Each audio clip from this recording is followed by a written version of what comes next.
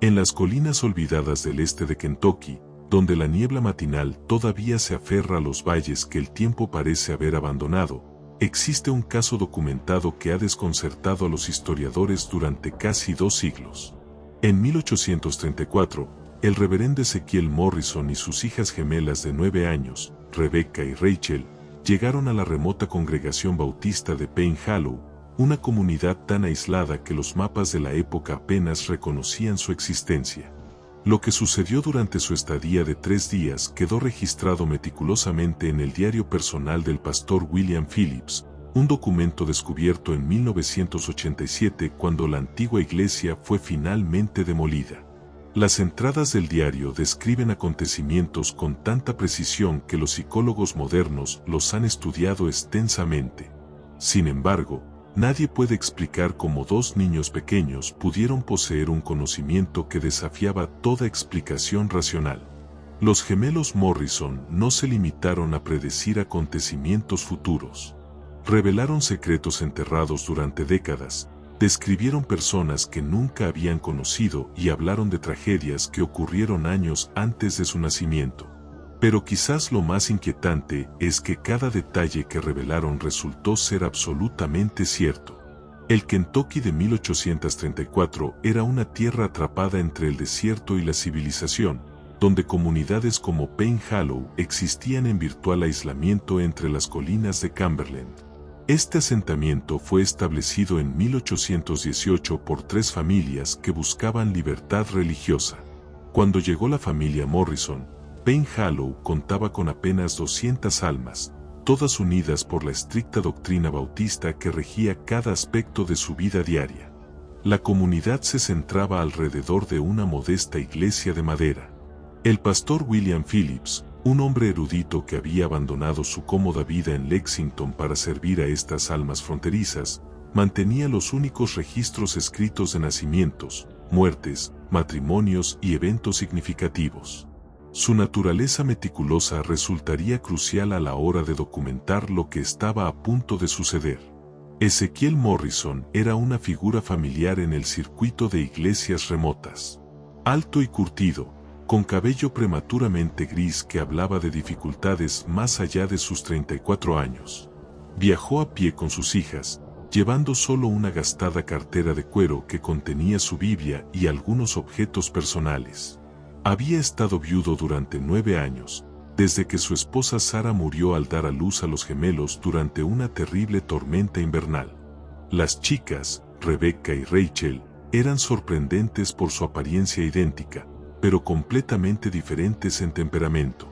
Rebecca, que nació primero por unos pocos minutos, poseía una naturaleza extrovertida que atraía a la gente inmediatamente. Rachel, más tranquila y observadora, parecía existir a la sombra de su hermana. Sin embargo, los que la miraban con atención notaban que a menudo comenzaba frases que Rebecca terminaba o respondía preguntas dirigidas a su hermana antes de que Rebecca tuviera oportunidad de responder. El viaje a Payne Hollow había sido particularmente difícil. Las últimas lluvias de otoño habían convertido los senderos de la montaña en un barro traicionero, y Ezequiel se vio obligado a cargar a Raquel durante los últimos 5 kilómetros cuando ella tuvo fiebre. Llegaron al atardecer del 15 de noviembre de 1834, justo cuando el pastor Phillips estaba concluyendo las oraciones de la tarde. Phillips escribió más tarde que su primera impresión de la familia fue de profundo cansancio, no solo físico sino espiritual. Sin embargo, algo en sus ojos, una alerta, una conciencia que parecía inapropiada para niños de su edad, hizo que Phillips se sintiera inexplicablemente incómodo. Esa primera noche, mientras la familia compartía una comida sencilla con la familia Phillips, Rebecca le preguntó a la esposa del pastor sobre su jardín, específicamente preguntándole si las rosas junto a la cerca este se habían recuperado de la plaga que casi las mató hace 3 veranos. La señora Phillips dejó caer su cuchara y miró al niño con asombro. La plaga de las rosas había ocurrido efectivamente 3 años antes, pero no era algo que ella le hubiera mencionado a nadie fuera de la comunidad inmediata. Cuando la presionaron, Rebecca simplemente sonrió y dijo que había soñado con rosas mientras caminaba. Este incidente registrado en el diario del pastor Phillips esa misma noche resultaría ser simplemente el primero de muchos que desafiarían todo lo que la comunidad de Pain Hollow creía sobre el mundo natural. La mañana siguiente amaneció gris y fría. El pastor Phillips encontró a Ezequiel ya despierto, sentado junto a las brasas moribundas del fuego, con la Biblia abierta, pero con los ojos fijos en la distancia con una expresión de profunda preocupación. Las niñas tuvieron sueños inquietantes anoche, explicó Ezequiel cuando Phillips le preguntó. Antes de que Phillips pudiera responder, Rebecca apareció en la puerta. Pastor Phillips, dijo con su voz clara e infantil. En tu iglesia, bajo la tercera tabla del piso desde el altar, hay algo escondido que no debería estar ahí.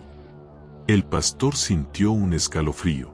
De hecho, había escondido algo debajo de esas mismas tablas del piso, una botella de whisky que representaba su lucha constante contra la tentación.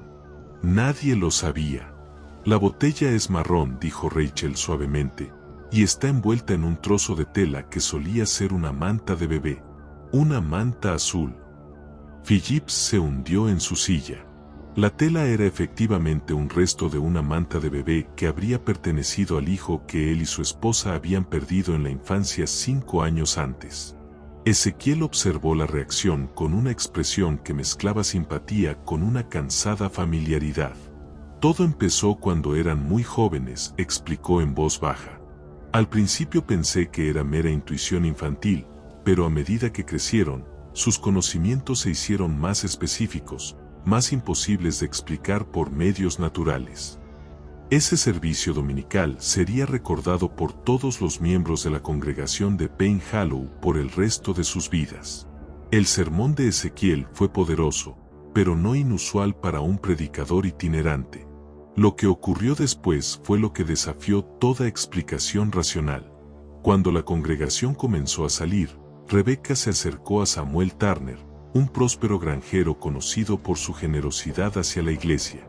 Ella lo miró con sus inocentes ojos azules y dijo, «Señor Turner, el dinero que ha estado sacando de la colecta de la iglesia no es realmente un robo si lo devuelve, ¿verdad?». El rostro de Turner palideció.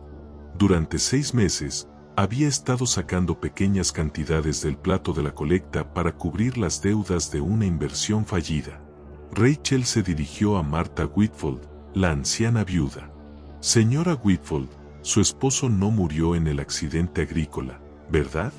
Sigue vivo en algún lugar y por eso esconde las cartas». La anciana se tambaleó. Su esposo, en efecto, la había abandonado 15 años atrás. Había inventado la historia de su muerte accidental para preservar su dignidad. Una a una, las gemelas recorrieron la congregación hablando en voz baja con varios miembros. Al doctor Hayes le mencionaron pacientes que habían fallecido bajo su cuidado debido a su falta de formación médica adecuada. A la familia Miller le hablaron del hijo que mantenían escondido en el ático. Al joven Thomas Brett le describieron sus reuniones secretas con Elizabeth Carter, la mujer casada. Cada revelación fue entregada con la inocencia de un niño, sin juicio ni malicia. Sin embargo, la precisión de sus declaraciones era tan precisa que la congregación se quedó paralizada en una mezcla de terror y asombro. Pero fue la última declaración de Rebecca la que lo atormentaría por el resto de sus días. Caminó hasta el frente de la iglesia y puso su pequeña mano sobre la cruz de madera. «Este es terreno sagrado», dijo, «pero ha sido manchado por lo que sucedió aquí antes. La familia Bittman no murió en una hoguera, ¿verdad, Pastor Phillips? Murieron aquí mismo, en esta misma habitación. Y algunos de ustedes saben exactamente por qué». La revelación sobre la familia Bittman golpeó a la congregación como un golpe físico. La tragedia de Bittman fue el secreto más profundo de Pain Hollow, una herida que nunca sanó por completo a pesar de 16 años de silencio colectivo. En 1818, la familia Bittman estaba entre los miembros más destacados de Pain Hollow.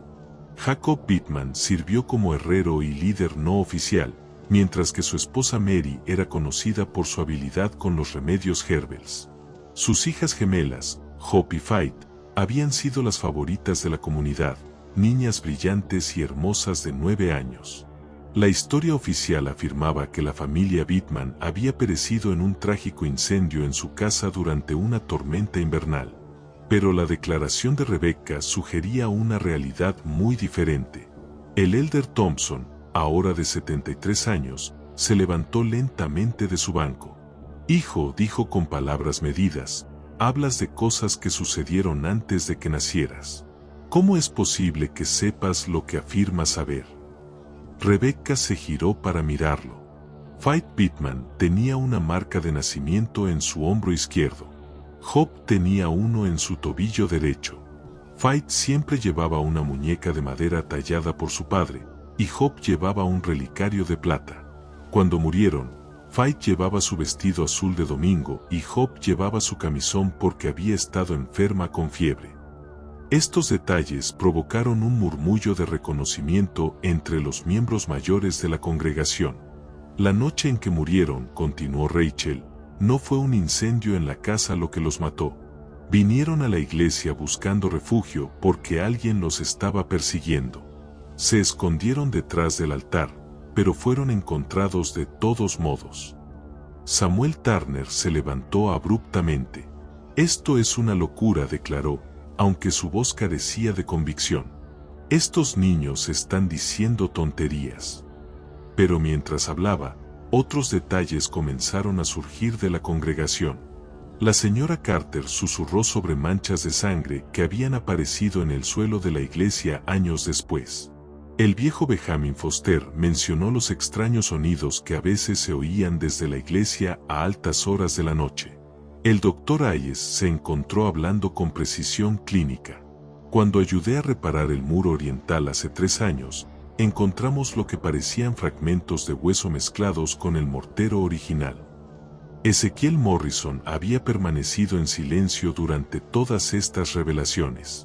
«Me he hecho esa pregunta todos los días durante años», dijo finalmente cuando se le preguntó sobre las habilidades de sus hijas.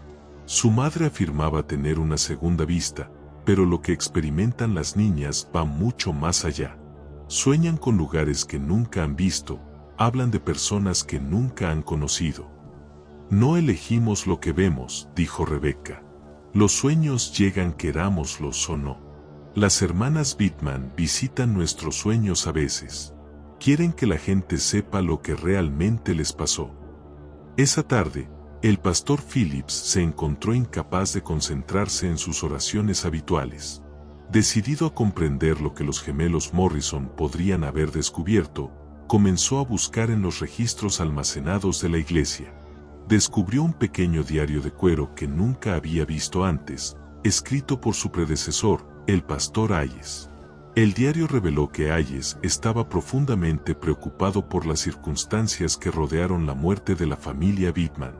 Según sus notas privadas, Jacob Bittman había descubierto algo inquietante en ciertos miembros de la comunidad. En la noche del 20 de diciembre de 1818, Jacob aparentemente se enfrentó a varios líderes de la comunidad en una acalorada reunión. La última entrada, fechada el 22 de diciembre, fue particularmente escalofriante: «El Señor nos perdone a todos por lo hecho». Jacob y su familia llegaron a la iglesia buscando santuario, pero fueron seguidos. Oí a los niños llorar, luego silencio. El elder Thompson y los demás insistieron en que debemos proteger el futuro de la comunidad. He aceptado su plan. Que Dios tenga piedad de mi alma. Su contemplación fue interrumpida por un suave golpe en la puerta. Al abrirla, encontró a Rebecca de pie bajo la luz de la luna. «Pastor Phillips», dijo, «encontró el diario del pastor Hayes, ¿verdad? El que escondió detrás de la piedra suelta de los cimientos». «¿Cómo supiste dónde decirme que buscara?», preguntó Phillips. «Faith me lo mostró en un sueño», respondió Rebecca con naturalidad. A la mañana siguiente, una visita inesperada llegó a Payne Hollow. Un jinete solitario se acercó al asentamiento. Thomas Brennan, un abogado de Lexington que había estado buscando información sobre los sucesos en Payne Hollow. «Represento los bienes de un tal Marcus Webb», explicó Brennan. Entre sus pertenencias encontramos documentos que sugieren que tuvo negocios con esta comunidad en sus inicios. Phillips sintió un escalofrío. Marcus Webb era un nombre que había aparecido en el diario secreto del pastor Hayes, uno de los varios viajeros que desaparecieron por los senderos de la montaña en 1818 y 1819. Rebecca apareció a su lado. Señor Webb tenía un reloj de oro con sus iniciales grabadas dentro de la tapa. Tenía una grieta en el cristal porque se le cayó al caerse del caballo. La compostura de Brennan se quebró visiblemente. ¿Cómo es posible que sepas lo del reloj? Rachel se materializó junto a su hermana. El reloj está enterrado detrás de la iglesia, junto con su bolsa de dinero y la brida de su caballo. Brennan no perdió tiempo en organizar una expedición de excavación. En cuestión de horas, varios hombres de la comunidad cavaban detrás de la iglesia. No tuvieron que cavar profundo. A 1 metro bajo la superficie, encontraron un reloj de bolsillo de oro deslustrado. Su cristal, efectivamente, estaba agrietado. Las iniciales MW eran claramente visibles. Fue la reacción del Elder Thompson la que proporcionó la confirmación más contundente. Hubo otros, dijo finalmente. Webb no fue el primero, ni el último. El sendero a través de estas montañas era perfecto para lo que necesitábamos hacer. Cuando el sol se puso sobre Payne Hollow esa noche, la comunidad estaba en una encrucijada. Al día siguiente llegó una delegación de funcionarios de la capital del condado. El juez Harrison había establecido su tribunal temporal en la propia iglesia.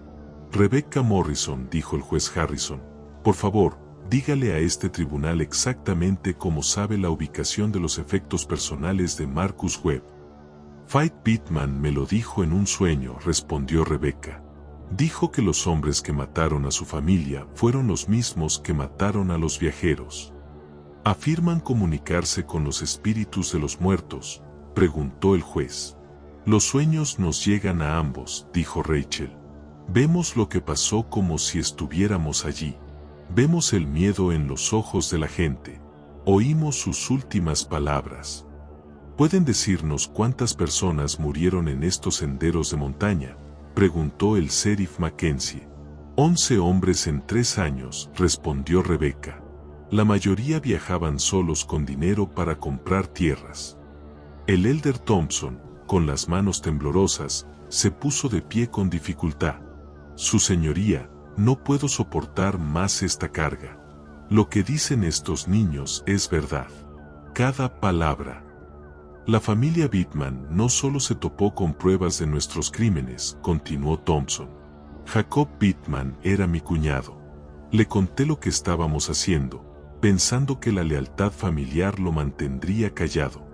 Pero Jacob tenía una conciencia más fuerte que su lealtad. Jacob amenazó con delatarnos a todos.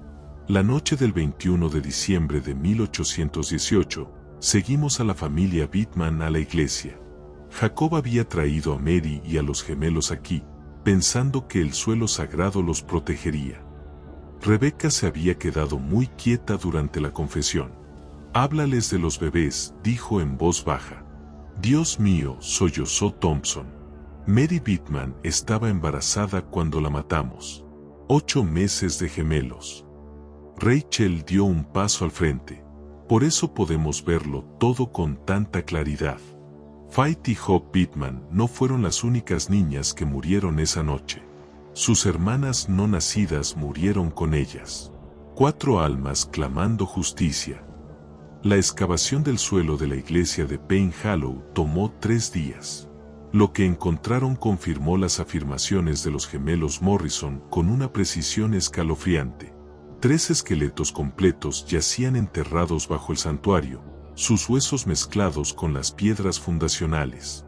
Un anillo de oro con las iniciales JP pertenecía a Joshua Patterson. Un cuchillo con mango de plata fue identificado como perteneciente a William Morse. Alrededor del cuello del tercer esqueleto se encontraba una distintiva cruz de cobre que había pertenecido a Robert Chen, un ministro viajero. El juez Harrison se dirigió a la comunidad reunida el cuarto día. La evidencia ante este tribunal es abrumadora. 11 hombres fueron asesinados a lo largo de estos senderos de montaña entre 1818 y 1820. Sus asesinos usaron el dinero robado para construir este asentamiento. Juez Harrison, dijo Rebecca, hay algo más que debes saber sobre Pain Hollow. Los crímenes no cesaron en 1820. ¿Qué quiere decir, niña?, preguntó el juez. El pozo de la mina donde arrojaron algunos cuerpos, dijo Rachel. Sigue desapareciendo gente por estos senderos de montaña. ¿Está diciendo que estos asesinatos han continuado?, preguntó el sheriff Mackenzie. No son los mismos, aclaró Rebecca. La mayoría de los asesinos originales ya son demasiado mayores. Pero otros aprendieron de su ejemplo. 3 semanas después, Pain Hollow era un pueblo fantasma. El edificio de la iglesia había sido desmantelado, sus materiales vendidos para ayudar a compensar a las familias de las víctimas. Los residentes se habían dispersado a otros asentamientos. Pero en las iglesias de toda la región, una nueva historia comenzó a difundirse. La historia de 2 jóvenes que poseían conocimientos que desafiaban la explicación racional, que sirvieron como voces de los muertos e instrumentos de una justicia largamente postergada. La familia Morrison continuó su recorrido por las iglesias remotas de los Apalaches. Los informes continuaron siguiéndolos, comunidades que experimentaban renovación espiritual, secretos enterrados que salían a la luz, misterios resueltos mediante el conocimiento imposible que poseían las gemelas. El informe final del juez Harrison llenó 47 páginas. Su párrafo final sería citado en textos legales durante generaciones. Este caso desafía nuestras suposiciones fundamentales sobre la naturaleza de la justicia, la verdad y la persistencia de la responsabilidad moral más allá de la tumba. Si bien la ciencia no puede explicar el origen del conocimiento de las niñas Morrison, la precisión de su testimonio es indiscutible. Las gemelas Morrison desaparecieron de los registros históricos en algún momento de la década de 1840. Su destino es tan misterioso como sus habilidades. Algunos dicen que continuaron el ministerio de su padre hasta su propia muerte. Otros creen que aprendieron a reprimir su terrible don y vivieron vidas tranquilas. Pero en los rincones remotos de los Apalaches, en asentamientos donde viejos secretos aún se enconan, los viajeros a veces relatan encuentros con hermanas gemelas que poseen un conocimiento que ninguna persona viva debería poseer. Hablan de los muertos con familiaridad casual, revelan verdades enterradas durante generaciones y recuerdan a los culpables que algunas formas de justicia trascienden las limitaciones de la ley mortal. Los archivos de la investigación de Pain Hollow permanecen en los archivos estatales de Kentucky. La meticulosa documentación del juez Harrison, los informes del sheriff Mackenzie y los diarios del pastor Phillips corroboran los hechos esenciales de este caso. Pero el misterio más profundo, la cuestión de cómo 2 niños de 9 años pudieron poseer un conocimiento imposible y servir de voces para los muertos, sigue tan sin resolver hoy como lo estuvo en 1834. Algunas verdades están destinadas a permanecer fuera del alcance de la comprensión humana, habitando en ese territorio de sombras entre la fe y la razón. ¿Cree usted que los gemelos Morrison realmente se comunicaron con los espíritus de las víctimas de asesinato? ¿Cree usted que su conocimiento podría explicarse por medios naturales que simplemente no comprendemos? La evidencia respalda su precisión, pero el origen de sus habilidades sigue siendo uno de los misterios sin resolver más fascinantes de la historia. Comparte tu opinión en los comentarios. No olvides suscribirte para recibir más misterios que desafían todo lo que creemos saber sobre la realidad. Hasta la próxima, recuerda que algunos secretos se niegan a permanecer enterrados para siempre.